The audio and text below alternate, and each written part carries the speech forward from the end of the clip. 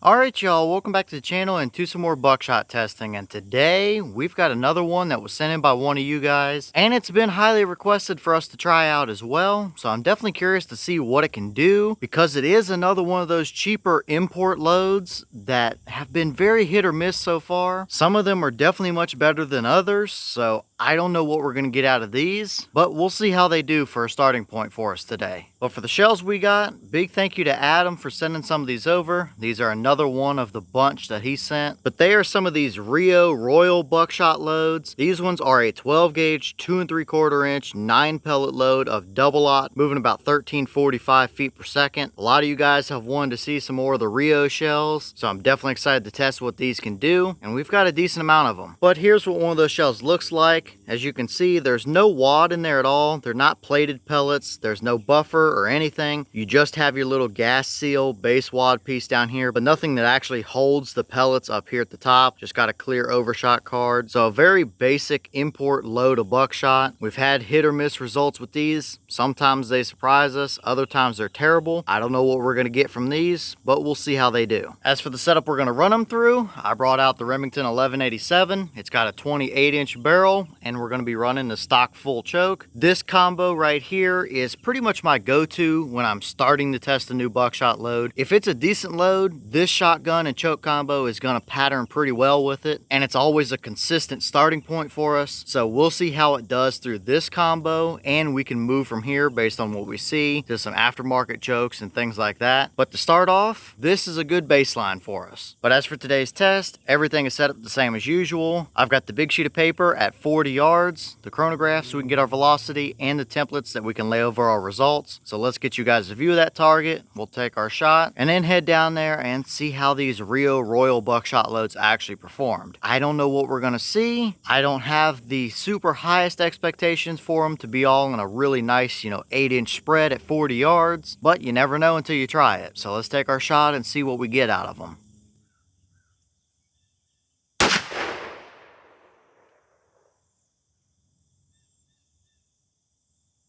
Okay, so that shell gave us 1316 through the chrono. Boss claim is 1345. So from our 28-inch barrel, we were just a little bit under that, but we're not too far off. And 1316 is very much the normal for a standard load of double-aught. So nothing unusual to see here, but how did they pattern down at 40 just for a starting point through that full choke? Let's go check it out and see.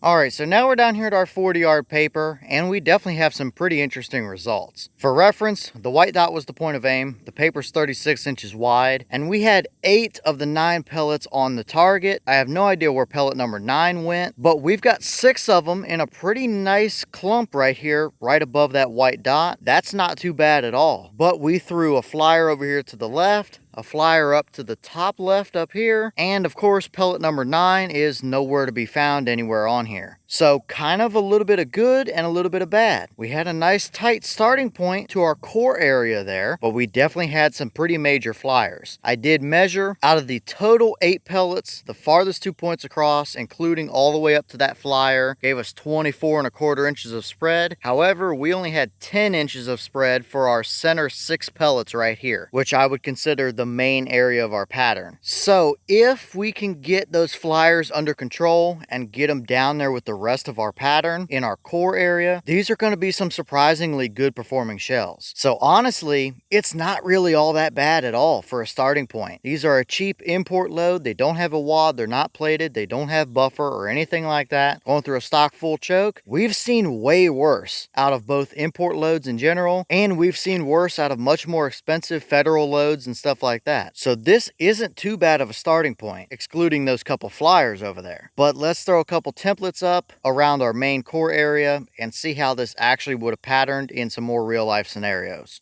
First up here, we have a 10-inch circle, and obviously we had a 10-inch measurement earlier, and we can see we are just on the edges of that 10-inch circle. We got 6 pellets within there, so rough vital area on your average animal. That's good enough to get the job done. We do have a void right in the middle of it that I don't love, but still 2/3 of the shell is within there, so not too bad overall. But let's throw up a deer template and see what the shot would have looked like if you took it out in the field. And here's that deer template. If we line it up with our point of aim, we would have had a definite 4 of them right through the lungs and other vital area right there. We had 2 that just barely skimmed his back up top and 1 that hit a lot farther back. So you would have had at least 4 good pellets through the vitals. That's definitely good enough to get you a deer out to 40 yards with it. Now, obviously, with these being a cheap import load, I would want to do some more testing than just 1 shot. But overall here, this is not a terrible starting point. If these let us dial them in a little bit where we can condense down and have a few more pellets through the vitals, then there's really not a whole lot to complain about there. Either way, if you just threw these in the shotgun and went on a deer hunt, it seems like you would be good enough out to that 40-yard range to get the job done. We've obviously seen better, but that's really not too bad. And here we have a hog template for those of you pig hunters down there in the south that might be using a cheap load just to get rid of some pigs. And clearly out to 40 yards, it's about the same story as the deer. Good enough, might not be the best we've ever seen, but really it's usable, which is more than I can say for some other cheap import loads, that's for sure. So ultimately, overall, that's probably a little better than I expected. I didn't think we would get anything super incredible out of them, but I figured it would be a little more open of a spread than that. Sure, we did have those few flyers and we are missing a pellet, but you've got 6 of them that make a pretty decent pattern there. So at least it looks like we might have some potential in these shells. So I don't think we're off to too bad of a start. For a generic buckshot load, that combo would be good enough to do about anything you would want to do with it out to 40 yards or so. And I don't think people are expecting a whole lot more out of these shells either, to be honest with you. So really, not a bad start, and we can definitely work with that moving forward, getting them dialed in a little bit more and stuff. I think we've got a chance on having a surprisingly nice patterning load for being a cheap import shell.